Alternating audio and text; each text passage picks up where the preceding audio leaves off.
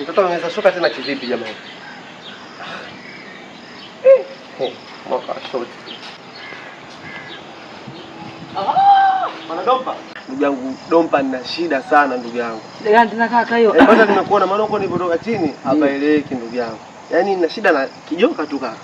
Ajiro mwana. Kama unaache. Hicho kijoka sasa. Nitoke hapa nenda Kariakoo kwa miguu. Hicho kijoka mama kameza shoka. Hicho kijoka mzee nasikia sio kwenye pedeli sio kanyaga na nini imeingia kwenye shingo kameza pia. Hiyo jelo pia nasikia kilema mguko ambaye ni mdogo wangu wa mwisho mdogo wangu wa mwisho tena ambaye shangazi yake mjomba wake shangazi yangu unamhitaji unazaa. Nataka kijoka. Kaka boy, hamna shida. Jelo umepata bwana, unajua? Kweli kaka? Kweli jelo umepata. Kama unizingatie. Alafu sasa ukishanizingatia, mimi sio naelekea hivi uelekeo. Nikigeuza tu nisikilizie baba. Sasa hivi hapo. Nakupitisha jelo. Nitenda kupa 600 na 100 juu. Hapo sasa unasikiliza. Msikia mwenyewe anatakiwa na nauli ya kwenda Chanika hiyo unakusikiliza. Sasa hivi kaka nakudi. Enjoy hiyo mwanangu. Wewe kama nakusubiria. Nisikilizia.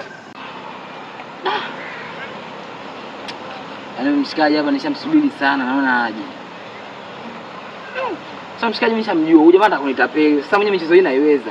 Yes kapita hivi. Ngome nipite hivi. Najua lazima nitakutana naye kwa mbele tu. Kwa sababu inawezekana anifanyie mtoto mdogo.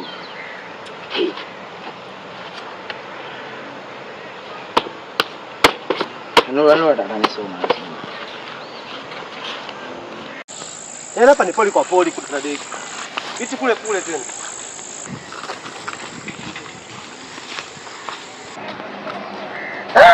Ese, kwa mapoli yale ambayo nimepita mimi, hata uwe mzawa vipi, lazima nikupoteze. Na kweli mwendo nimeupiga hapa yake simpi.